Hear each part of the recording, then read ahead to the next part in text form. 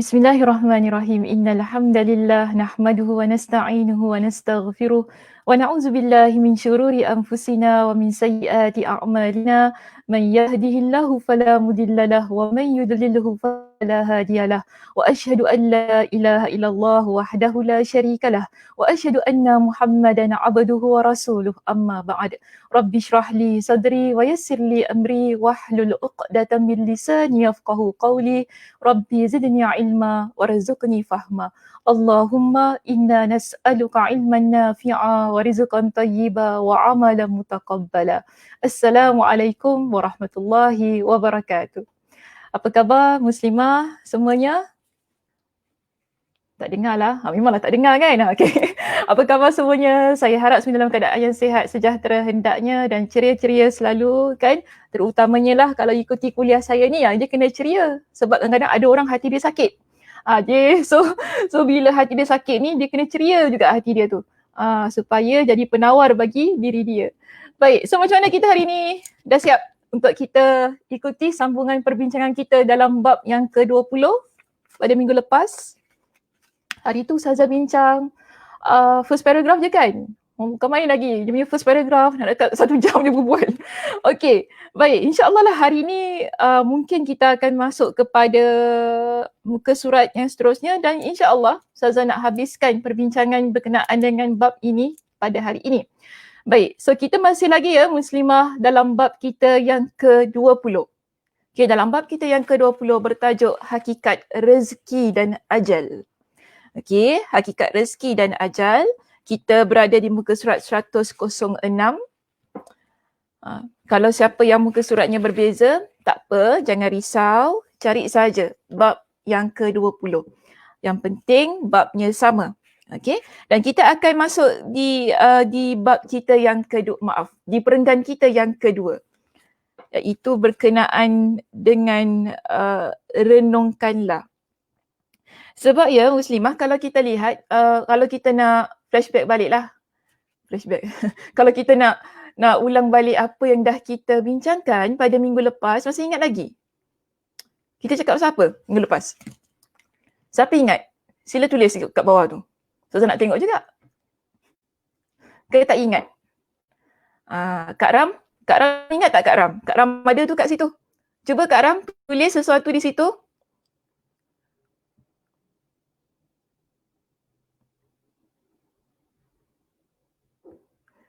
Kelang kabut lah tu.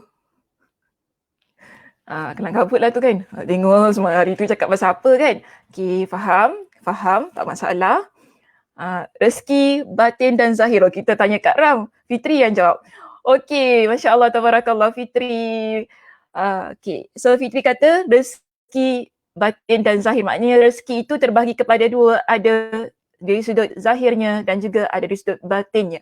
Apa maksud zahir dan batin? Rezeki yang daripada sudut zahir kita katakan ia adalah rezeki yang berkaitan dengan material, wang ringgit, kan? Harta yang kita ada, itu adalah rezeki daripada sudut zahir. Tapi kalau kita kata rezeki dari sudut batin tu bagaimana? Rezeki dari sudut batin ialah apa yang kita miliki yang berkaitan dengan seperti kekayaan kita, kebahagiaan, kan? Keluarga yang kita miliki, itu semua kita panggil sebagai rezeki daripada sudut batinnya. Okey, baik. So, selain daripada itu ya, muslimah, kita juga bincangkan bahawasanya Imam Ibn Al-Qayyim Al-Jauziyah dalam kitabnya menekankan bahawasanya kita ini sebagai hamba Allah, yang perlu kita fokus ialah apa? Ibadah. Yang perlu kita fokuskan ialah ibadah. Okey, kemudian beliau juga jelaskan kepada kita yakin dengan rezeki Allah. Yakin dengan rezeki Allah yang mana Allah Subhanahu Wa Taala sudah tetapkan rezeki kita. Sejak bila? Sejak kita berada di dalam rahim ibu kita lagi. Dan kita juga bincangkan pada minggu lepas, bila Allah Subhanahu Wa Taala menutup satu pintu rezeki, Allah buka pintu rezeki yang lain yang lebih baik untuk kita. Betul kan? Ingat lagi? InsyaAllah ingat. Tak ingat tak apalah, nanti boleh lihat semula perbincangan kita di video yang minggu lepas. Baik, jadi saya nak sambung. Perbincangan berkenaan dengan Allah tutup satu pintu rezeki, kemudian Allah buka untuk kita dengan pintu rezeki yang lain. Bagaimana keadaan itu berlaku dalam kehidupan kita sebagai manusia? Yang mana kita seharusnya tidak perlu risau sangat berkenaan dengan rezeki itu tadi. Maka di sini, Imam Ibnul Qayyim Al-Jauziyah mendatangkan kepada kita dengan contoh tentang diri kita sebagai manusia. Bagaimana Allah Subhanahu Wa Taala menetapkan rezeki kita sejak kita berada dalam perut ibu kita lagi. Sebab itu dalam perenggan kita yang kedua di sini, apa kata beliau? Dia kata begini, Muslimah. Renungkanlah. Dia suruh kita muhasabah kembali. Renungkan keadaan kita ni kembali. Dalam situasi yang bagaimana? Baik. Dia kata begini. Kita baca ya kitab kita pada perenggan yang kedua, bab yang ke-20. Masih lagi pada tajuk hakikat rezeki dan ajal. Pada perenggan kita yang kedua, Imam Ibnul Qayyim Al-Jauziyah mengajak kita untuk berfikir berkenaan dengan rezeki itu tadi. Yang mana Allah Subhanahu Wa Taala sering kali bila Allah tutup satu pintu rezeki, Allah akan buka pintu rezeki yang lain. Bagaimana? Di sini disebutkan kepada kita, renungkanlah bagaimana janin memperoleh makanan. Bila Allah Subhanahu Wa Taala perintahkan kepada malaikat untuk menetapkan janin yang ada di dalam perut seorang wanita atau dalam rahim seorang wanita untuk diteruskan kehidupannya, diteruskan penciptaannya. Cuba kita bayangkan bagaimana janin dalam perut itu dia boleh survive. Ataupun nak lebih mudah, nak relate pada diri kita, cuba bayangkan bagaimana kita boleh survive dalam perut mak kita masa kita dalam rahim dia. Adakah pada masa itu kita sibuk memikirkan pada masa Allah tetapkan, okay, Sakinah, engkau hiduplah seterusnya sampailah umur kau sekarang ni. Okay, nanti sampailah umur kau sekarang ni. Masa tu, kita dalam perut mak kita tu kan, ada tak kita fikir, nanti nak makan apa Nanti rezeki apa, nanti dah besar nak kerja apa ada tak kita fikir? Tak, kita tak fikir. Tapi Allah dah tetapkan bagaimana keadaan rezeki itu berlaku kepada kita. Sebab itu dia jelaskan kepada kita, kan? Bila janin dia dalam rahim seorang wanita, kemudian dia memperoleh makanan yang mana berupa darah hanya dari satu jalan, iaitu Allah tetapkan kita dapat makanan daripada satu jalan, iaitu daripada siapa? Ibu yang sedang mengandungkan kita. Betul tak? Okay, kita dapat makanan daripada dia. Allah tetapkan begitu keadaan kita. Kemudian setelah kita dilahirkan keluar daripada rahim ibu kita, bukankah satu jalan itu tadi sudah Allah tutup? Adakah setelah itu rezeki yang kita peroleh masih lagi sebagaimana kita dalam perut ibu kita? Tidak kan? Allah tutup pintu rezeki yang pertama itu tadi. Allah bukakan kepada kita dengan dua pintu rezeki yang lain. Selepas kita lahir, kan? Selepas kita dilahirkan di dunia ini, Allah tutup satu pintu rezeki tadi, iaitu yang mana kita dalam perut mak kita kan, kita makan melalui mak kita satu tu. Kemudian bila kita lahir, Allah buka dua pintu rezeki kepada kita. Apa dia? Okey, baik. Di sini Imam Ibnul Qayyim kata apa? Setelah itu janin itu keluar dari perut ibunya dan antara makanan tadi, rezeki yang dia dapat, janin itu tadi kan, bayi tadi kan, telah janin tadi telah diputuskan. maknanya jalan sumber rezeki yang pertama sudah diputuskan. Allah gantikan dengan dua jalan rezeki yang lain. Allah tutup satu, Allah ganti dua. Iaitu, apa katanya, dibukalah bagi janin ini ataupun bagi bayi itu dua jalan untuk mendapat rezeki yang lebih baik dan lebih lazat. Daripada mana? Iaitu daripada air susu murni yang mudah ditelan. Itu daripada susu ibu kita. Itu dua jalan. Okay, dua jalan ni maksudnya lah puting susu ibu kita tu. Ada yang memang bayi tak boleh tu kan, mana ada jalan lain yang Allah berikan kepada dia. Kalau ada ibu yang tak boleh menyusukan anak dia, adakah Allah biarkan bayi itu mati kelaparan begitu? Tidak kan? Ada cara lain yang Allah bukakan rezeki untuk dia. Nampak tak? Bagaimana satu pintu rezeki ditutup, Allah gantikan kepada kita dengan pintu rezeki yang lain yang lebih baik. Kemudian, habis setelah kita putus daripada minum susu ibu kita. Kan? Kemudian Allah gantikan dengan 4 pintu yang lain. Ingat ya muslimah, daripada satu pintu yang Allah buka semasa kita sebagai janin dalam rahim ibu kita, Allah berikan kita rezeki melalui ibu kita satu sahaja jalannya. Setelah kita dilahirkan, Allah ganti kepada kita dengan 2 jalan yang lain. Itu daripada 2 puting susu ibu kita. Okey, kita dapat makanan daripada ibu kita lagi tapi maknanya dengan jalan yang lain, dengan jalan yang lebih baik. Kemudian setelah kita sedikit membesar, habis putus kita daripada penyusuan ibu tadi kan, apa Allah ganti? Allah berikan ganti kepada kita dengan 4 pintu yang lain, yang lebih baik, yang lebih bagus untuk kita sesuai dengan keadaan kita pada masa itu. Yang mana di sini dijelaskan kepada kita 2 pintu makanan itu apa? Baik, lihat dalam kitab. 2 pintu, 2 makanan yang dimaksudkan adalah haiwan dan tumbuh-tumbuhan. Kita dapat makanan kita daripada binatang ternak. Kan kita makan ayam goreng, kita makan kambing golek. Kambing golek Ustaz Sakinah. Kita makan kambing golek kan? Kita makan ikan daripada haiwan bukan? Allah berikan sumber rezeki kepada kita dengan keadaan yang sedemikian. Setelah putus kita daripada susu ibu kita tadi. Itu 2 jalan. Kemudian Allah buka 4 jalan yang lain, pintu rezeki yang lain. Iaitu pertama, 2 makanan, 2 minuman. 2 makanan, pertama ialah daripada haiwan. Yang kedua ialah makan rezeki daripada makanan tadi, Allah tentukan untuk kita daripada tumbuh-tumbuhan. Sayur-sayuran yang kita makan, kan? Apa sajalah makanan yang ada. Allah berikan kepada kita. Bukankah itu lebih baik sesuai dengan keadaan kita yang setelah putusnya kita daripada penyusuan ibu kita, kita konsum makanan daripada yang disebutkan tadi, haiwan, binatang ternak seperti ayam, kambing dan sebagainya, kemudian tumbuh-tumbuhan. Kemudian Imam Ibn Al-Qayyim kata apa? Ada 2 minuman, 2 sumber minuman, iaitu rezeki yang Allah beri kepada kita. Masih lagi, pertama adalah susu dan kedua adalah air. Masih lagi. Susu dan kedua adalah air. Serta, dijelaskan kepada kita di situ, serta pelbagai nutrition tubuh lainnya yang bermanfaat dan lazat untuk kita makan. Begini ya muslimah.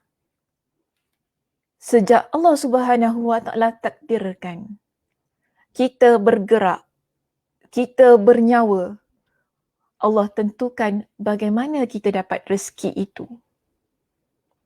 Sejak kita dalam rahim ibu kita lagi. Allah tutup satu pintu rezeki, Allah buka 2 pintu rezeki yang lain. Lepas Allah tutup 2 pintu rezeki itu kan, lepas habis penyusuan kita, masa fatrah kita penyusuan dengan ibu kita, Allah buka 4 pintu rezeki yang lain untuk kita. Yang mana dengan 4 pintu rezeki itu, kita pegang hinggalah ke hari ini. Hinggalah sekarang ini. Kan? Daripada saya habis putus susu ibu saya tu, sampailah umur saya 38 dah sebut. Dah sebut dah tak payah. Okey, sampailah umur saya sekarang ini, 38 tahun, sumber rezeki yang tetap untuk saya 4 pintu itu. Betul kan? 4 pintu itu. Iaitu saya minum, saya makan, kan? makan ikan, makan ayam, makan tu, kita dapat makanan yang sedemikian. Kemudian kita makan sayur-sayuran, salad dan sebagainya. Seterusnya, kita minum air. Sampai sekarang saya minum air susu. Kan? Sampai sekarang. Tapi bukan susu ibu lah kan, kita minum susu lain. Kemudian, kita minum air. Air kita pula pelbagai macam sekarang ini. Macam-macam flavor, macam apa kita minum. Allah berikan kepada kita dengan sumber rezeki yang sedemikian. Itu, kita lihat, jika sekiranya daripada sudut makanan, Allah tetapkan sumber rezeki itu adalah sedemikian rupa. Yang kita panggil ia sebagai sumber rezeki ataupun pintu rezeki yang berbentuk zahir. Kan? Makanan ni adalah pintu rezeki yang bentuk zahir kan? Yang kita nampak, yang kita makan, rezeki kita tu. Apatah lagi rezeki yang berbentuk batin. Maksudnya tentang kebahagiaan kita, ketenangan jiwa kita, apa-apa yang kita inginkan di atas muka bumi ini, pekerjaan kita, jodoh, kan? Kesihatan, ini semua rezeki muslimah. Semua itu ada ketentuan yang Allah Subhanahu Wa Taala sudah tetapkan. Fokus kita ialah ibadah. Fokus kita adalah ibadah. Di samping kita berusaha untuk rezeki tersebut. Mungkin kita katalah, alah Ustazah, itu masa tu kita kecil dalam perut mak kita, manalah kita nak fikir-fikir lagi pasal rezeki. Sekarang ni dah tua-tua gini, mestilah kita fikirkan rumah nak bayar, bil api air lagi, nak pergi pasar, nak bagi makan budak-budak ni. Ustazah cakap senang lah. Betul. Tapi jangan lupa muslimah, kita berkemampuan untuk pergi ke pasar dengan duit itu tadi. Kita masak dengan rezeki yang Allah berikan kan? Kita duduk dalam rumah ini, daripada siapa kita dapat? Rezeki daripada Allah. Kita kerja, walaupun kita kata majikan saya yang bayar Ustazah, betul. Tapi siapa yang memberikan rezeki kepada majikan kita untuk bayar kita? Allah. Allah. Semuanya dia akan berbalik kepada punca dan sumber yang pertama dan utama. Tidak ada punca dan sumber utama selain itu, melainkan Allah. Allah yang tentukan di mana letaknya rezeki kita, bagaimana keadaan rezeki kita. Tetapi Allah juga perintahkan kepada kita untuk berusaha ke arah rezeki yang halal itu tadi. Dan rezeki kita sebagaimana yang dah saya bincangkan pada minggu lepas, ia akan tamat, ia akan sempurna, ia akan selesai bila kita meninggal dunia. Kalau masih ingat lagi, dalam hadis yang diriwayatkan oleh Imam Ibn Majah yang dah saya jelaskan pada minggu lepas, apa kata Nabi SAW? Nabi seru kita ni muslimah. Ayyuhan nas, Nabi kata, wahai manusia, bertakwalah kalian kepada Allah dan perbaikilah, cantikkanlah urusan rezeki kalian. Sesungguhnya, apa Nabi kata? Sesungguhnya satu jiwa ini, dia tidak akan mati melainkan setelah sempurna rezeki dia. Walaupun rezeki itu datang lambat bagi diri dia. Mungkin kan kita kata, kita daripada sejak kecil kita hidup dalam keluarga yang susah. Kemudian setelah itu kita sekolah, kita bekerja, nak cari kerja pun susah. Kerja tu orang kata kais pagi, makan pagi lah macam itu kan. Itu yang kita bawa balik, itulah habis. Tiba-tiba dengan usaha yang Allah Subhanahu Wa Taala berikan kepada kita, itu dengan satu kekuatan, kita usaha lebih lagi. Dan ketika kita berusia 35 tahun, dengan usaha yang tak henti untuk mendapatkan rezeki yang halal, Allah berikan kepada kita dengan kekayaan. Lambat rezeki itu datang pada kita. 35 tahun muslimah lambat. Ada orang 40 tahun, ada orang 50 tahun baru dia kaya. Allah berikan kesenangan dalam hidup dia. Sebab tu rezeki kita ni masing-masing muslimah. Rezeki adalah masing-masing. Tetapi saya nak bagi contoh begini. Ketika umur kita 35 tahun, pada masa itu Allah tetapkan kita menjadi orang yang kaya. Tapi kemudian ketika umur kita masuk 36 tahun, Allah jemput kita menghadap dia. Bermakna sampai situ sahaja rezeki kita. Ini yang Nabi katakan kepada kita. Allah sempurnakan. Tidaklah seseorang itu meninggal dunia, Allah tarik nyawanya, melainkan setelah Allah sempurnakan rezekinya. Allah maknanya telah habis tempoh rezekinya itu, walaupun dia datang lambat. Datang tadi lambat rezeki itu tadi. Kan kekayaan datang lambat tadi 35 tahun. kemudian tak sempat, bagi saya dia tak cukup lagi. Dalam hanya masa setahun saja dia menikmati rezeki yang berupa kekayaan itu. Pada usia 36 tahun, Allah Subhanahu Wa Taala jemput dia. Sampai situ sahaja rezeki yang Allah tetapkan pada diri dia. Tetapi adakah itu menghalang diri kita agar daripada berusaha untuk mendapatkan rezeki yang lebih? Tidak. Kita pun kata, ya betul lah Allah dah tetapkan rezeki saya, buat apa saya nak pergi usaha lebih-lebih? Sasa, tak apalah biar Allah tetapkan. Tak boleh begitu juga. Sebab itu banyak dalam hadis Nabi SAW yang lain, Nabi perintahkan kepada kita supaya bekerja.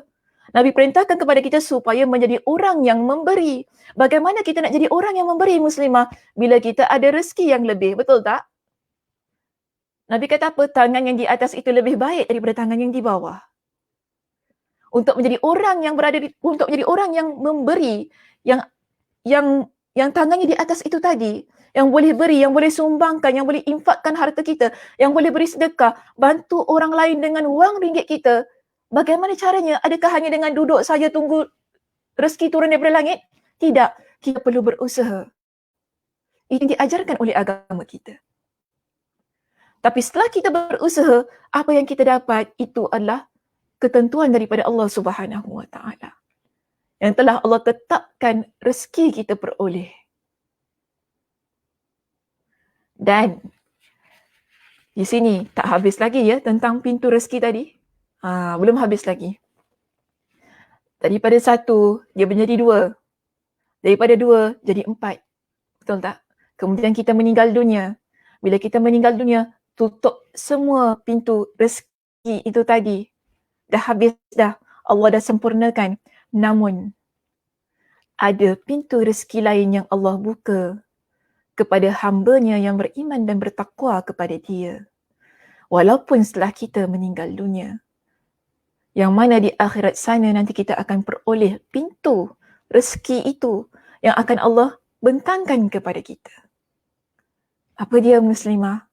Pintu syurga. Allah berikan kepada kita dengan 8 pintu syurga untuk kita raih ia sebagai satu nikmat yang Allah berikan atas kasih dan rahmat Allah kepada kita, hamba Allah, yang mana semasa hidupnya, semasa hayatnya dia beramal soleh. Semasa hayatnya dia menjadi seorang muslimah yang taat kepada Allah. Dia sentiasa berusaha menjadi seorang muslimah yang salihah. Kemudian setelah dia meninggal dunia, yang mana kita kata tadi kan, sudah tertutup semua pintu rezekinya. Namun jangan lupa, muslimah, dia tak habis lagi di situ. Di akhirat kelak, untuk satu sosok, satu figure, satu hamba Allah yang betul-betul menjaga dirinya, taat kepada Allah, Allah berikan rezeki dengan 8 pintu syurga untuk dia. Ini yang dijelaskan oleh Imam Ibn Al-Qayyim dalam kitabnya ini. Yang mana beliau katakan begini, akan tetapi, di perenggan kita yang terakhir sekali ya di bawah itu, akan tetapi jika dia termasuk golongan yang berbahagia, maknanya golongan yang beriman kepada Allah, yang bertakwa kepada Allah, yang banyak beramal soleh, kan? Kemudian Allah akan buka baginya 8 jalan lagi. Allah buka baginya 8 jalan lagi, iaitu pintu-pintu syurga yang berjumlah 8. Hamba tersebut kelak dapat memasuki syurga itu dari pintu mana sahaja yang dia kehendaki. Allah berikan satu keutamaan kepada mereka yang semasa hayatnya, semasa hidupnya, yang Allah berikan sebagai satu pinjaman cuma bagi diri dia. Dia gunakan pinjaman kehidupan ini yang Allah berikan kepada dia untuk hal-hal ketaatan. Sampai dah masuk kepada hal rezeki itu tadi, masih lagi dia taat kepada Allah. Di akhirat kelak Allah akan berikan kepada kita dengan pintu rezeki yang lain, iaitu pintu syurga. 8, muslimah. 8 pintu syurga. Yang mana Allah berikan kita pilihan nak masuk daripada pintu yang mana. Dan hal ini ada disebutkan oleh Nabi SAW. Ada hadisnya yang khusus Nabi sebutkan kepada kita wanita, kepada kita muslimah yang beriman kepada Allah ini. Apa Nabi kata? Idza sallatil mar'a khamsaha, kan? Idza sallatil mar'atu khamsaha. Jika seorang wanita seorang perempuan dia solat 5 waktunya. Wa shamat syahraha, dia berpuasa di bulan Ramadan. Wa hafizat farjaha, dia menjaga kemaluannya, atau dengan kata lain dia menjaga maruah dirinya. Wa ata'at zaujaha, dan dia taat kepada suaminya. Apa kata Nabi? Qila laha dakhuli, akan dikatakan kepada dia, masuklah ke mana-mana pintu syurga yang engkau kehendaki. Allah berikan peluang itu kepada kita muslimah. Dengan jelas Nabi sebutkan di sini, jika seorang wanita, Nabi khususkan ia untuk kita wanita. Dalam hadis yang diriwayatkan oleh Imam Ahmad dengan sanad yang hasan li ghairihi itu tadi, jelas kepada kita, seorang wanita yang taat kepada Allah. Bagaimana taat ia kepada Allah? Salat, jaga salat, puasa, kan? Puasa di bulan Ramadan. Ini dia belum campur lagi muslimah, solat sunat, belum campur lagi, ataupun kita belum masukkan lagi tentang puasa sunat kita. Kan? Bagaimana kita nak dapatkan ke-8 pintu syurga itu tadi? Sebagai seorang muslimah ini, boleh sahaja dengan solat 5 waktu. Boleh juga dengan boleh dilaksanakan apabila kita puasa di bulan Ramadan. Dan jangan lupa menjaga maruah diri kita sebagai seorang wanita. Penting itu, jaga maruah diri kita sebagai seorang wanita. Kan? Jangan hanya setakat puasa, setakat solat, kan?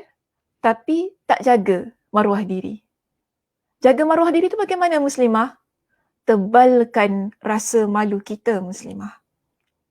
Tebalkan rasa malu kita sebagai seorang wanita. InsyaAllah terjaga maruah kita. Mana-mana kita pergi, malu itu mesti ada. Kan? Sebab itu, kalau kita ni malu, penuturan terjaga, semua terjaga. Dia akan membantu diri kita untuk jaga maruah diri kita. Dan bila kita adalah seorang wanita yang bersuami, taat kepada suami itu. Selama mana tidak diperintahkan kepada kita dengan urusan-urusan yang memaksiatkan ataupun urusan-urusan yang melanggar perintah Allah, taat kepada suami kita. Itu adalah peluang untuk kita meraih syurga Allah, yang merupakan 8 pintu rezeki yang akan Allah berikan kepada kita setelah kita meninggal dunia. Kejar itu muslimah. Kan? Tapi tak semudah itu juga ya. Oh senang ya Ustazah, solat 5 waktu, saya pun solat 5 waktu. Puasa bulan Ramadan, hari tu dah habis dah. Bulan Ramadan, saya dah puasa dah Ustazah. Okeylah tu. Dah qada pun dah habis dah Ustazah. Saya puasa, Alhamdulillah. Saya memang jaga maruah Ustazah. Saya memang malu orangnya. Oh Masya Allah, tabarakallah. Suami saya, lagi-lagi saya taat dekat dia. Apa dia suruh semua saya buat. Oh Alhamdulillah. Alhamdulillah. Cuma, bukan itu sahaja untuk kita raih syurga Allah yang 8 itu tadi. Tapi Nabi sebut 4 apa? Betul Nabi sebut 4. Nak jadikan diri kita orang yang melaksanakan keempat-empat perkara itu tadi, dia ada perkara-perkara lain yang tak boleh kita lupakan. Akhlak kita, adab kita, kan? Bagaimana kita dengan kedua ibu bapa kita, bagaimana muamalah kita, hubungan kita dengan orang di sekitar kita, itu juga perlu dijaga. Tapi kalau seorang muslimah yang benar-benar beriman kepada Allah, insya-Allah dia tidak berpada dengan 4 perkara itu tadi. Tetapi dia akan berusaha untuk menjaga kesemua perkara yang Allah Subhanahu wa taala tetapkan dalam agamanya. Dia akan jadi seorang muslimah yang tinggalkan perkara-perkara yang haram. Dia akan jadi seorang muslimah yang melaksanakan setiap perkara yang Allah perintahkan kepada dia. Dengan kata lain, dia akan jadi seorang muslimah yang benar-benar menjunjung syariatnya di atas kepalanya muslimah. Itu baru tepat ahli syurga. Sebagaimana yang diajarkan oleh Nabi SAW. Sebagaimana juga yang Allah Subhanahu wa taala banyak sebutkan dalam Al-Quranul Karim. Kerana begini muslimah, untuk kita dapatkan daripada satu pintu rezeki kepada satu pintu rezeki yang lebih baik, syaratnya apa? beriman kepada Allah. Sebab itu jika kita pergi kepada poin kita yang B dalam kitab kita ini, kan? Terus pergi pada poin kita yang B dalam kitab kita ini. Apa dia kata? Hanya untuk orang mukmin. Hanya untuk orang mukmin. Kita sekarang Allah dah tutupkan satu pintu rezeki yang ada pada kita. Dan kita memang mengharapkan Allah buka untuk kita satu ataupun lebih pintu rezeki yang lain, bahkan pintu rezeki yang lebih baik daripada apa yang telah Allah ambil. Tapi kita jangan lupa muslimah, untuk dapatkan yang lebih baik, untuk dapatkan yang lebih daripada apa yang Allah ambil daripada diri kita ini, syaratnya keimanan kita bagaimana? Ketakwaan kita kepada Allah juga bagaimana? Sebab itu ya, saya terus masuk kepada poin kita yang B di sini. Penggantian berupa kenikmatan yang lebih baik itu hanya dikurniakan kepada orang yang beriman. Allah berikan kepada orang yang beriman, yang sama sekali tidak diberikan kepada selain mereka. Macam tadi kan, 8 pintu syurga. Adakah Allah berikan kepada sebarangan orang? Setelah kita mati, tertutup semua pintu rezeki kita. Kemudian Imam Ibn Al-Qayyim kata tadi kan, kalau sekiranya dia adalah orang yang baik di sisi Allah, maka Allah bukakan untuk dia pintu rezeki lain, iaitu 8 pintu rezeki untuk dia, apa? Syurga.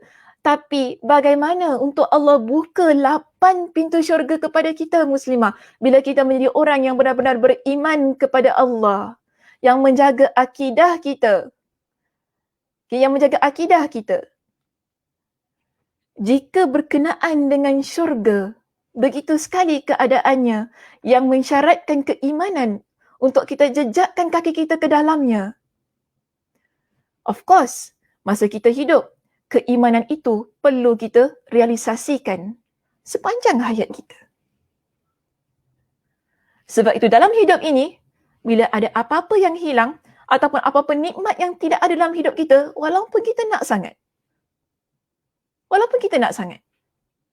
orang yang beriman adalah orang yang tidak mendesak, kerana dia tahu Allah beri apa yang terbaik untuk diri dia. Di sini Imam Ibn Al-Qayyim kata apa kepada kita? Dia kata begini, Allah Subhanahu wa ta'ala sengaja tidak memberikan bahagian yang rendah dan hina kepada orang mukmin. Kalau kita tak dapat apa yang kita inginkan dalam hidup kita ni muslimah, bersangka baiklah kepada Allah. Sebagai seorang muslimah yang beriman kepada Allah, seorang muslimah yang berusaha ke arah ketakwaan kepada Allah kita ni, setiap hari. Kita nak jadi solehah ni muslimah, dia bukan hari ni kita masuk kuliah Surah Sakinah, sudah jadi solehah, bukan begitu. Dia adalah proses sepanjang hayat kita muslimah. Selagi kita ada nyawa ini, itu adalah ruang yang Allah berikan untuk kita sentiasa didik diri kita menjadi orang yang solehah.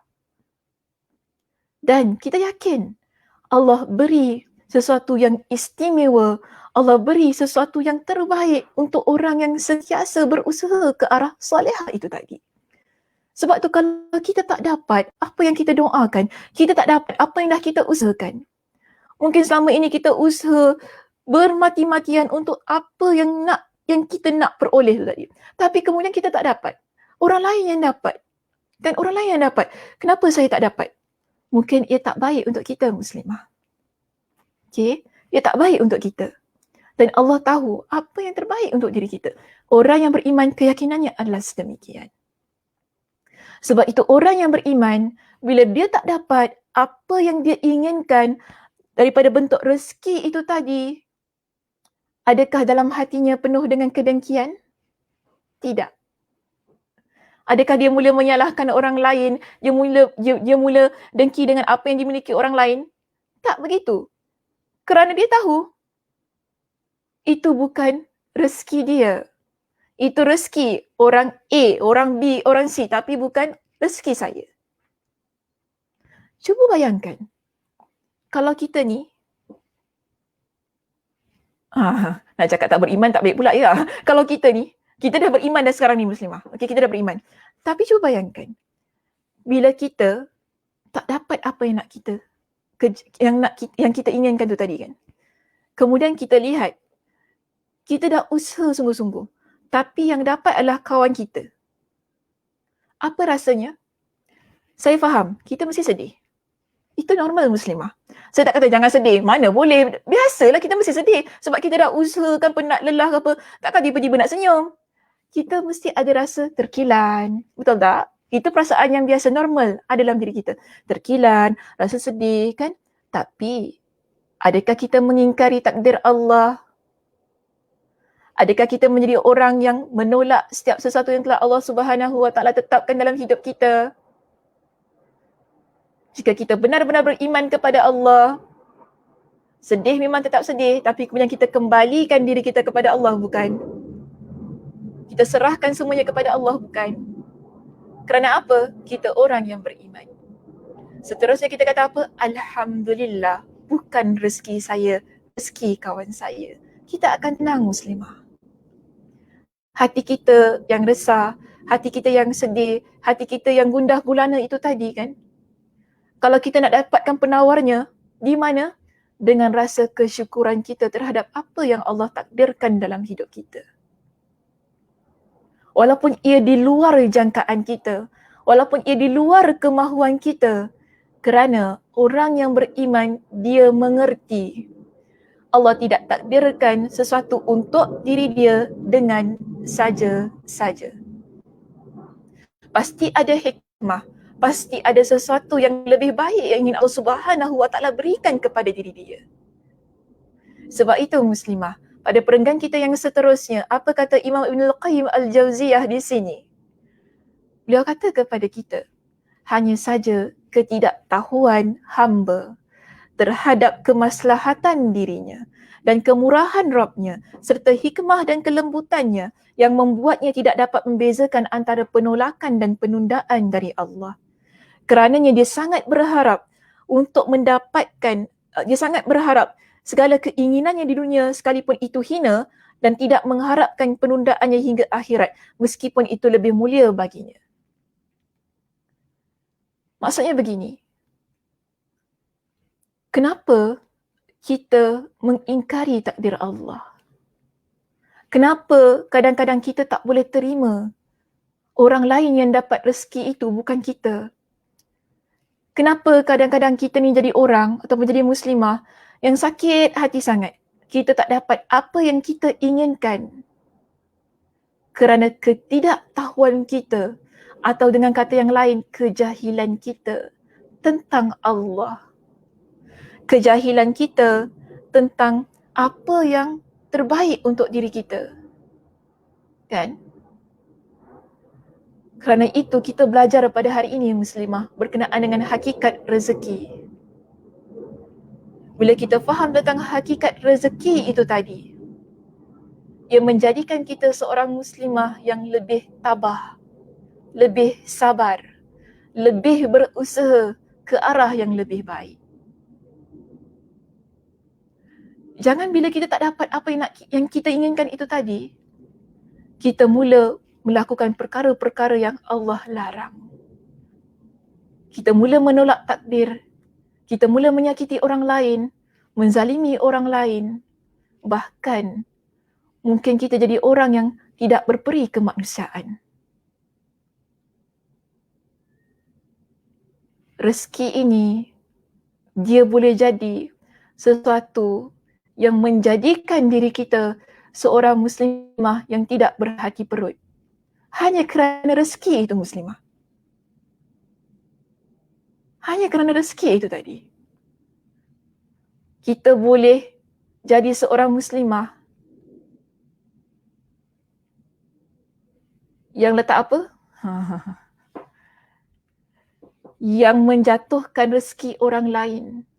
Tanpa kita fikirkan orang tu pun ada keluarga. Tanpa kita fikirkan dia pun ada orang yang ingin dia tanggung. Tanpa kita fikirkan dia juga keluarkan modal dia untuk rezeki tu tadi. Dia juga berusaha untuk rezeki dia tadi. Sebab itu pada minggu lepas saya kata begini, kita tidak ada hak untuk merampas rezeki orang lain.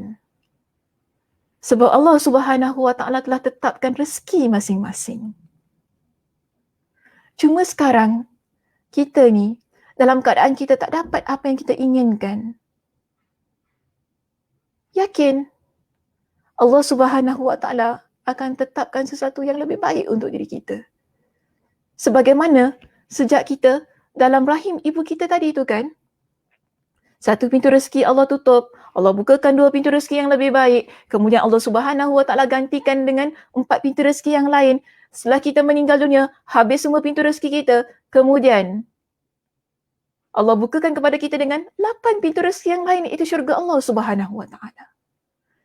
Jika kita faham tentang konsep itu, ketika kita menjalani kehidupan kita di atas muka bumi ini, kita juga faham tentang rezeki Allah sudah tetapkan dengan ketentuan yang tersendiri. Dengan ketentuan yang tersendiri. Sedangkan daripada sudut pengkabulan doa itu pun Allah sudah tetapkan bagaimana keadaannya. Kita usaha, kita doa kan? Biasa kan? Kita berusaha, kita doa. Tapi dah usaha, dah doa-doa, kita tak dapat sebagaimana yang kita usahakan dan kita doakan. Usaha dan doa itu di jalan selari muslimah. Tapi tak dapat sebagaimana usaha dan doa yang kita panjatkan kepada Allah. Apa kata Nabi SAW muslimah? Nabi kata, seseorang yang berdoa kepada Allah, hadisnya sahih ya. Okay? Seseorang yang berdoa kepada Allah, yang selari dengan usahanya, selama mana doanya, selama mana usahanya tidak mengandungi sesuatu yang berbentuk dosa, tidak mengandungi hal-hal untuk memutuskan silaturahim, potensi untuk dikabulkan adalah luas. Cuma saja bila. Sebab itu dalam hadis yang lain Nabi SAW sebutkan, penggalannya masih sama. Nabi kata apa? Orang yang berdoa kepada Allah selama mana bukan untuk perkara-perkara yang dosa, bukan kerana dia itu nak memutuskan silaturahim, ada 3 kondisi ataupun ada 3 keadaan yang Allah tetapkan pada doanya. Pertama, Allah kabulkan dengan segera. Sebab itu, ada antara kita usaha, doa, kan? Doa, usaha, kemudian dapat. Sebab dia berada pada keadaan yang pertama. Allah kabulkan permintaannya dengan segera. Tapi Nabi kata dalam hadis itu, ada juga yang Allah tetapkan pada tempat yang kedua, iaitu Allah tunda permintaannya di akhirat kelak. Kerana itu lebih baik untuk diri dia. Allah Maha mengetahui itu lebih baik untuk diri dia. Allah tunda hingga ke akhirat kelak. Dan ada juga orang yang berada pada keadaan yang ketiga. Allah tolak keburukan yang ada pada diri dia. Atau dengan kata yang lain, untuk mudahkan faham pada orang yang ketiga ini, Allah beri ganti kepada kita dengan sesuatu yang lebih baik, muslimah. Allah ganti kepada kita dengan sesuatu yang lebih baik. Justru bila doa kita tidak segera dikabulkan oleh Allah, kita kemungkinan berada pada 2 tempat itu. Pertama, mungkin Allah tunda permintaan kita di akhirat. Allah nak beri kepada kita di akhirat. Ketiga tadi kan, Allah gantikan kepada kita dengan yang lebih baik. Lihat di sekitar kita, muslimah. Bila ada satu perkara yang kita tak dapat, ada tak perkara-perkara lain yang ada di sekitar kita? Pasti ada. Pasti ada. Saya ingat gini, muslimah. Ini hidup saya nak cerita macam ni. Dulu saya pernah risau. Macam mana rezeki saya kan, masa tu dalam kita punya bank account ni cuma ada $200 je. Ada $200 je. Kita baru graduate, macam mana kan saya nak survive. Nak tinggal mana, tempat tinggal mana semua. Allah berikan kepada saya ujian dengan bertimpa-timpa.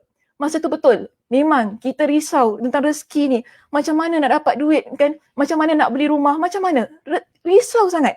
Tapi sampai pada satu masa saya kata, saya takkan ke mana kalau saya di orang yang risau.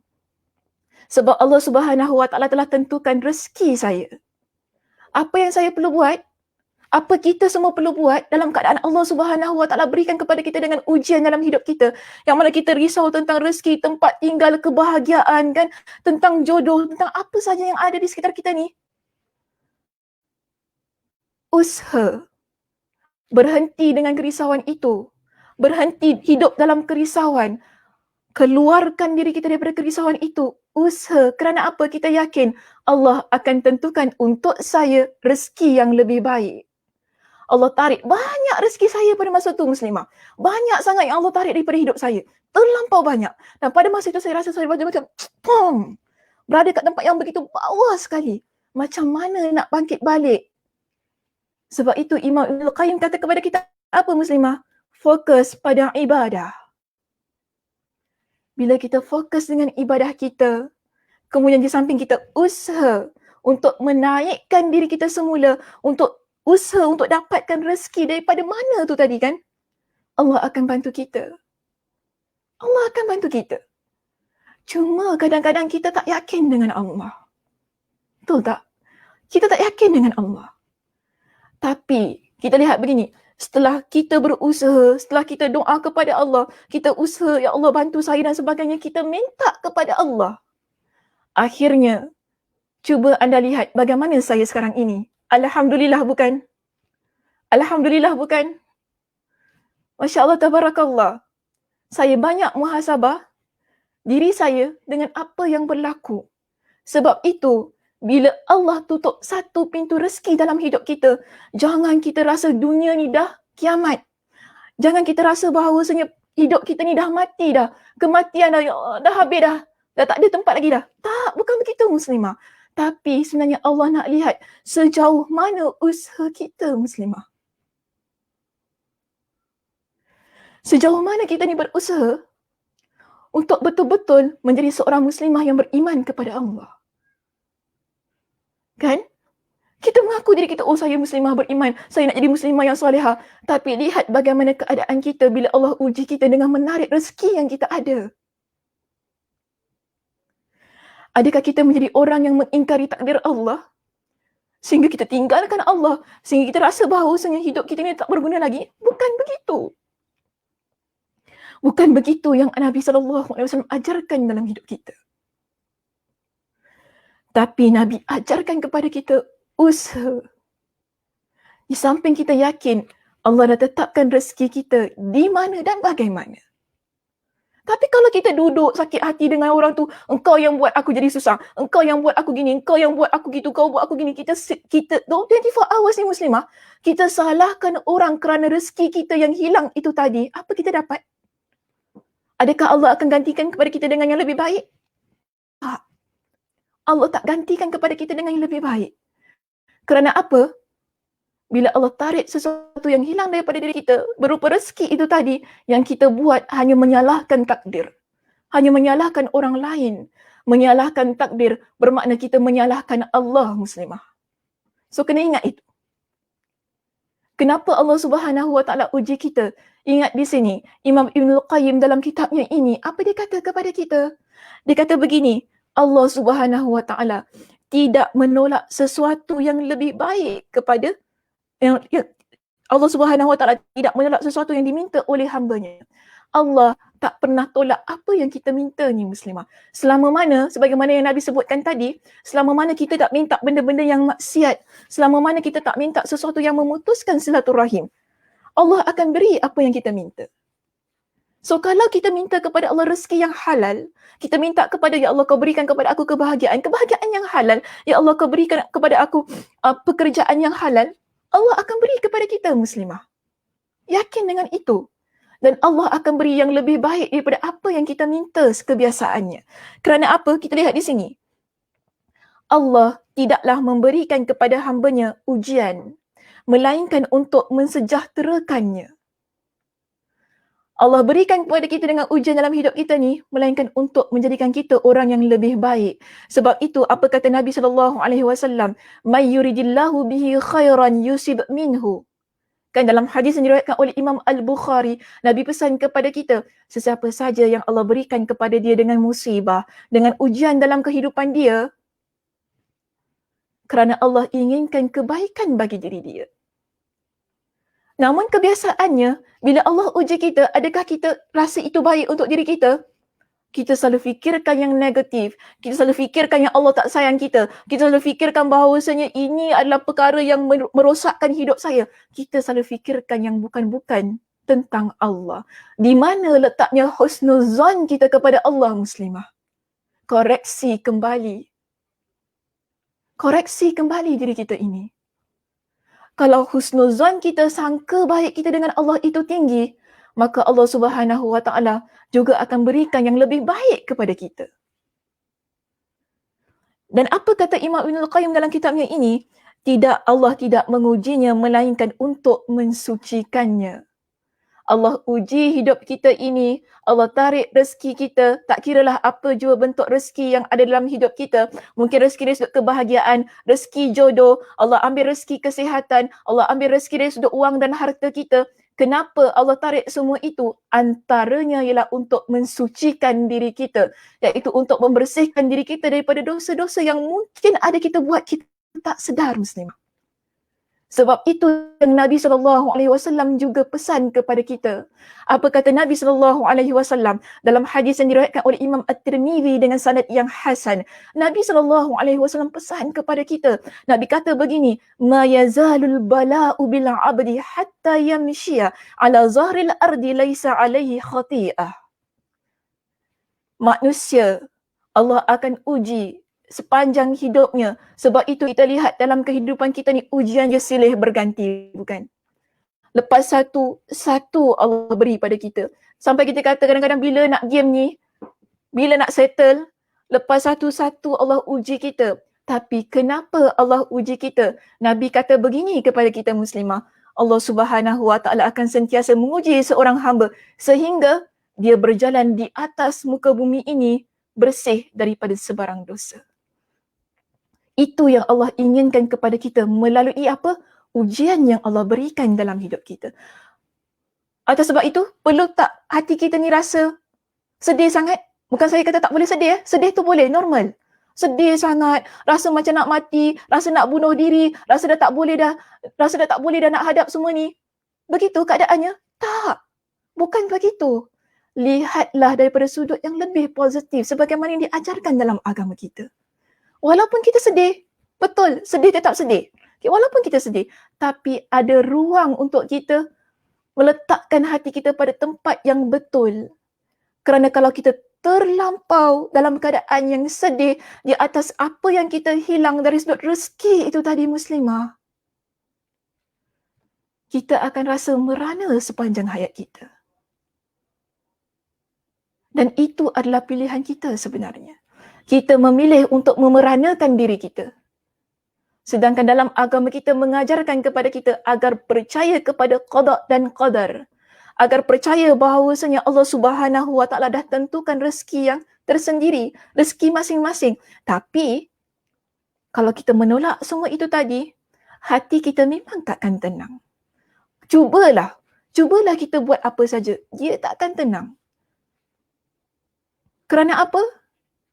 Kita tolak apa yang telah Allah tetapkan tentang rezeki itu dalam diri kita. Kita tak yakin bahawasanya Allah Subhanahu Wa Taala nak tetapkan perkara yang baik dalam hidup kita. Kita tak yakin bahawasanya Allah Subhanahu Wa Taala nak ajar kita supaya jadi orang yang lebih dekat kepada Allah. Kita tak yakin tentang itu. Cuba kita ubah mindset kita. Ubah perspektif kita melihat tentang rezeki itu tadi. Kita akan lebih bahagia, muslimah, dalam hidup ini. Kita tak akan mula menunjuk apa yang ada pada orang lain. Kita tak kisah apa yang orang lain, dia ada rumah banglo ke, dia terlajak laris ke, kan? Dia terlajak laris ke? Kita ni tak berapa nak terlajak laris sangat ke, apa kan? Kita laris sikit-sikit saja kan? Tak kisahlah. Itu rezeki dia. Mungkin kalau terlajak laris pun kita tak bagus sangat kan? Betul tak? So kalau kita yakin dengan Allah Subhanahu Wa Taala pasti akan beri ganti yang baik pada diri kita. Kerana kita ingat begini, muslimah, dalam hidup kita ini, yang ingin kita kejarkan, yang ingin kita tetapkan dalam diri kita ialah amal ibadah. amal ketaatan kita kepada Allah. Sebab itu kalau saya nak tarik balik perbincangan kita pada perenggan yang pertama yang dah kita sentuh pada minggu lepas. Imam Ibn Al-Qayyim kata apa? Fokuskan ataupun tetapkan diri kamu pada hal ibadah. Jangan risau tentang rezeki. Usaha, teruskan usaha. Tetapi fokus kita adalah pada ibadah. Kerana apa muslimah? Bila kita mati, kita tak bawa rezeki dari sudut harta itu tadi. Adakah kita mati kita bawa rezeki anak-anak? Kita ada anak ni rezeki ya. Suami pun rezeki, isteri rezeki, rumah ni rezeki. Bila kita mati kita bawa rumah kita. Kita mati kita bawa suami kita. Oh, suami kita tak payahlah. Tak payahlah. Kalau matilah sendiri saya tak nak ikut. Okay. Kalau kita mati adakah kita bawa anak-anak kita sekali? Tak. Nabi pesan apa kepada kita? Nabi pesan kepada kita begini. Bila kita mati, 3 perkara yang akan ikut kita. 3 perkara yang akan ikut kita. 2 akan kembali, 1 yang akan kekal dengan kita. Okey, 2 akan kembali tinggalkan kita, tapi 1 akan kekal dengan kita. Bila kita mati, yang ikut kita, ahli keluarga kita, harta kita dan amal kita. Ahli keluarga, harta kita, dia akan pulang. Betul tak? Habis selesai pemakaman seseorang yang meninggal dunia, adakah kita stay duduk di situ temankan dia? Tidak, muslimah. Kita akan pergi tinggalkan dia sendirian di situ. Kita juga begitu, muslimah. Bila kita mati, ahli keluarga kita akan tinggalkan kita. Rezeki tu, ahli keluarga ni rezeki ya. Yang kita nak sangat ada keluarga bahagia, kita nak sangat ada anak-anak yang comel, kita nak sangat itu, kita nak sangat ini. Kita nak yang kita bangga-banggakan sangat dengan ahli keluarga kita ni. Oh, kita bangga suami kita bagus, kita bangga kita ada rumah bagus, kita bangga sangat.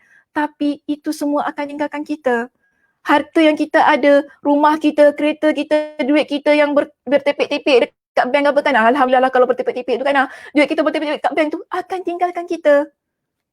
Jadi rebutan anak-anak kita selalunya muslimah. Harta ni kan. Kita rasa harta itu, selalunya tidak. Ia menjadi rebutan orang yang kita tinggalkan. Tetapi yang kekal dengan kita apa? Amal kita. Sebab itu perlukah kita risau tentang rezeki kita ni? Bila kita tak dapat apa yang kita inginkan?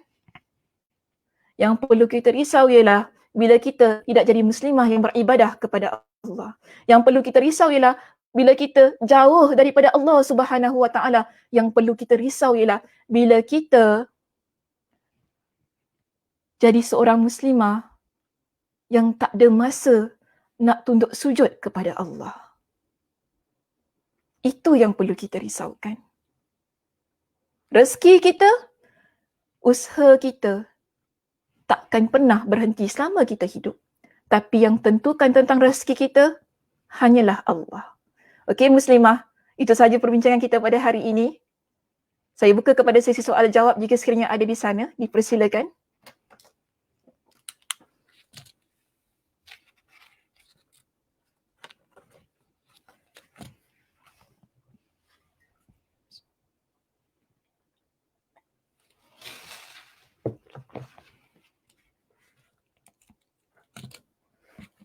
Ya, ada apa-apa soalan yang ingin tanyakan kepada Ustazah?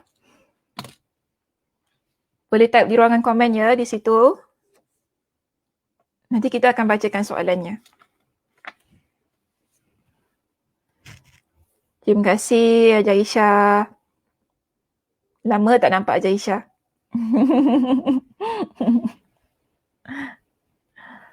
Tak sadar duduk depan. Ada tak? Kalau tak ada pun Alhamdulillah muslimah.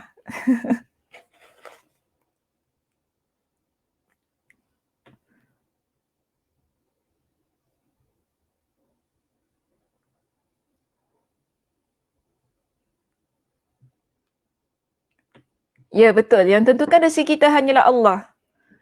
Kita tak perlu risau. Tapi kena berusaha ya. Jangan salah faham pula tentang statement itu. Kena berusaha. Okey. Tapi apa yang Allah tentukan setelah itu adalah atas ketentuan Allah Subhanahu Wa Taala setelah kita berusaha. Oh, mata masuk abuk ni semua tengah sibuk-sibuk lap abuk kat mata ke? Masya-Allah. Janganlah mata masuk abuk. Kan? Kenapa mata masuk abuk? Alhamdulillah. Terima kasih Ustazah sungguh menyentuh perasaan, insya-Allah. Sama-sama kita saling doa mendoakan. Semoga Allah Subhanahu Wa Taala berikan sesuatu yang terbaik untuk diri kita. Okey.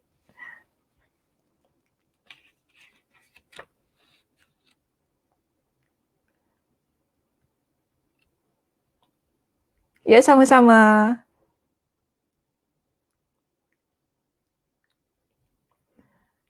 Likewise. Okey, baik. Kalau tak ada apa-apa soalan, saya kira kita boleh ni tutup kuliah kita. Oh, ada pula, masya-Allah.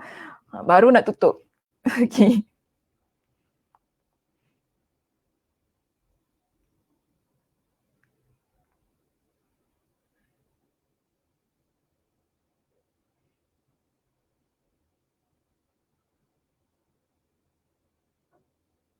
Baik, Fitri tanya di sini, untuk rezeki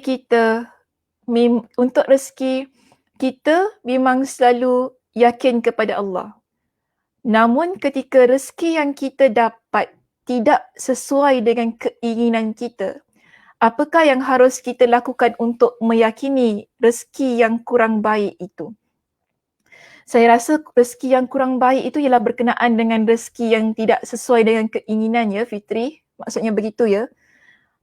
Maaf ya Fitri, mungkin kurang sesuai bila kita kata rezeki yang kurang baik. Boleh diambil kembalilah perkataan yang berada di perenggan yang kedua tu Apakah yang harus kita lakukan untuk meyakini rezeki yang tidak sesuai dengan keinginan kita? Itu lebih tepat saya kira soalannya kita jika begitu. Okey, begini Fitri dan semua muslimah yang dirahmati Allah sekalian. Kita ni bila kita dapat sesuatu yang tidak sesuai dengan keinginan kita, kan, mungkin kita minta A tapi kemudian kita dapat B, yang mana kita pun tak berapa nak happy sangat bila kita dapat B. Sekarang ni kita nak yakin itu baik untuk diri kita. Bagaimana? Tadi saya dah jelaskan. Pertama ialah kita yakin Allah itu mengetahui apa yang terbaik untuk diri kita. Begini muslimah, bila kita minta kepada Allah, selalunya Allah tak beri apa yang kita minta. Tetapi Allah beri apa yang kita perlukan. Ingat itu. Okey? Kita minta kepada Allah, tapi Allah beri yang lain. Kenapa Allah beri yang lain yang tidak sesuai dengan keinginan kita? Kerana Allah tahu apa yang kita inginkan, ia tidak baik untuk diri kita. Mungkin. Kerana Allah tahu apa yang kita inginkan itu tadi, ia adalah sesuatu yang mungkin jadikan diri kita orang yang makin teruk, makin apa-apa saja kan? Allah tahu. Jadi Allah berikan yang lain. Kenapa Allah berikan yang lain? Sebab Allah Maha mengetahui apa yang kita perlukan. Jadi selalunya apa yang kita dapat yang tidak sesuai dengan keinginan kita, ia bukan kerana ia tidak baik, tapi itu sebenarnya yang kita perlukan. Kita ambil begini, cuba kita ambil begini. Sekarang ni contoh, kita ni ada ibu bapa yang kaya, okey? Kita ada ibu bapa yang kaya. Masa umur kita 3 tahun, kita jalan-jalan kan dekat kedai. Kedai kereta. Okey, jalan di kedai kereta, bukan kereta mainan ya, kereta betul. Mungkin abah kita nak beli kereta masa tu kan, ayah kita nak beli kereta. Dah tu kita minta kepada ayah kita. Abah, adik nak kereta BMW ni, abah boleh belikan? Kita minta, betul tak? Kita minta. Abah kita mampu beli. Bukan dia tak mampu sebab dia kaya. Dia mampu beli untuk kita. Tapi adakah kita perlukan apa yang kita minta pada masa itu? Kita nangis, melalak-lalak pada masa tu kan, hempas-hempas badan. Kerana apa? Kereta BMW yang kita nak tadi tu. Yang warnanya warna kuning contohnya. Kan kita nak sangat, yelah sebab budak-budak kan suka warna yang terang-terang apa kan. Yang warna kuning. Kita nak abah, adik nak tu juga. Bapak kita beri tak? Tak. Kenapa tak beri? Sebab dia tahu kita tak perlukan benda itu. Walaupun dia mampu untuk berikan kepada kita. Dan kalau pun dia beli, agak-agak, dah sampai masa kita nak gunakan benda tu, boleh guna? Dah tak boleh guna dah lagi muslimah. Dah dia, mungkin kita kata, alamak dah outdated lah kereta ni, design dia apa kan. Masa tu umur dah 21 tahun, baru nak drive kereta tu, yang kita beli pada usia 3 tahun tu, dah outdated lah, dah tak nak design ni lah, nak tukar design lain lah pula. Kita beli yang lain. Begitu keadaannya. Kadang-kadang bila Allah gantikan dengan sesuatu, itu saya berikan perumpamaan saja supaya kita boleh dapat fikir dengan jelas. Okay? Kenapa Allah tak berikan? Sebab kita tak perlukan benda itu. Kita perlukan benda lain. Kita perlukan perkara yang lain yang sesuai dengan keadaan kita, muslimah. Okay? Yang sesuai dengan keadaan kita, dengan situasi kita pada masa itu. Mungkin saya kata begini, saya ambil contoh yang lain lagi. Kita setiap hari, setiap masa kan, daripada awal kita mengikat tali pernikahan, kita doa kepada Allah berikan kepada kita dengan zuriat. Contoh saya kata, okay, begitu. Tapi Allah tak beri-beri juga pada kita. Kenapa? Adakah kita tak perlukan benda itu? Kita perlukan. Setiap orang yang bernikah perlukan anak kan? Perlukan anak. Perlukan zuriatnya sebagai penyejuk hatinya, sebagai mengikat kasih sayang antara suami isteri dan sebagainya. Kita perlukan. Tapi Allah Subhanahu Wa Taala selalunya tahu bila kita perlukan. Bila kita perlukan. Kemudian kita pregnant. Pregnant kita gugur. Contoh. Kita gugur. Pada masa tu nak buat apa? Adakah kita memberontak? Tidak. Allah bagi kita rasa sekejap bagaimana rasanya menjadi orang yang ada janin di rahim kita. Allah pinjamkan sekejap. Kerana Allah tahu kita nak itu kan? Aku bagi kau rasa. Tapi kemudian aku tarik balik. Kerana apa? Belum tiba masanya. Belum tiba masanya. Allah mengetahui apa yang kita perlukan. Allah mengetahui bila masanya yang sesuai untuk diri kita. Ada apa yang kita inginkan. Tapi kalau Allah tak beri juga, kan kalau Allah tak beri juga, adakah kita ingin menyalahkan Allah, Allah tak sayang kita? Bukan. Bukan begitu. Bila Allah tak beri juga, selalunya Allah ganti dengan sesuatu yang lebih baik. Kita mungkin tak ada anak, tapi kita ada kebahagiaan. Kita mungkin tak ada anak, tapi kita ada rezeki lain yang Allah berikan kepada kita, bukan? Sebab tu saya kata, bila kita tak dapat apa yang kita hendak, kemudian kita dapat pula benda lain, yang kita rasa tak sesuai dengan apa yang kita nakkan tu kan? Lihat di sekeliling kita. Lihat kemampuan diri kita. Lihat apa yang sebenarnya kita perlukan pada masa itu. InsyaAllah kita akan yakin, inilah yang terbaik untuk saya. Inilah yang terbaik untuk saya. Untuk apa? Untuk dunia, untuk akhirat, untuk kehidupan. Sehingga tentang jodoh pun Nabi ajarkan kepada kita kan. Bila kita nak seseorang tu, kita doa kepada Allah. Doanya apa? Ya Allah, kalau dia baik untuk dunia aku, untuk akhirat aku, untuk hidup aku, kau takdirkanlah dia untuk aku. Ada 3 perkara di situ kita minta. Kebaikannya bukan hanya setakat kita hidup, tapi kebaikan yang kita minta ialah akhirat. Kalau dia baik untuk dunia aku, untuk akhirat aku, untuk agama aku, kita minta semua itu kepada Allah. Kebaikan dia bukan hanya semata-mata untuk memenuhi keinginan kita itu tadi, muslimah. Tetapi keinginan yang kita hendak, ia perlu selari dengan kebaikan yang dikendaki oleh agama kita, dunia kita dan akhirat kita. Dan Allah selalunya berikan kepada kita bersesuaian dengan yang terbaik untuk kita, masa yang kita yang sesuai untuk diri kita dan apa yang kita perlukan berdasarkan kebaikan untuk dunia, akhirat dan agama kita. So yakin tentang itu. Kalau tak yakin dia memang. Kalau tak yakin tentang perkara yang saya sebutkan tadi, dia memang takkan ke mana. Okey, wallahu a'lam bishawab. Okey muslimah, saya rasa itu sahaja untuk perbincangan kita pada hari ini. Terima kasih kepada semua yang mengikuti kuliah kita di Masjid Darul Ghufran. Okey, mudah-mudahan Allah Subhanahu Wa Taala memberikan kepada kita dengan kesihatan untuk kita bertemu di sesi yang akan datang. Okey, saya tutup dengan tasbih kafarah. Subhanakallahumma wa bihamdika asyhadu an la ilaha illa anta astaghfiruka wa atubu ilaik. Assalamualaikum warahmatullahi wabarakatuh.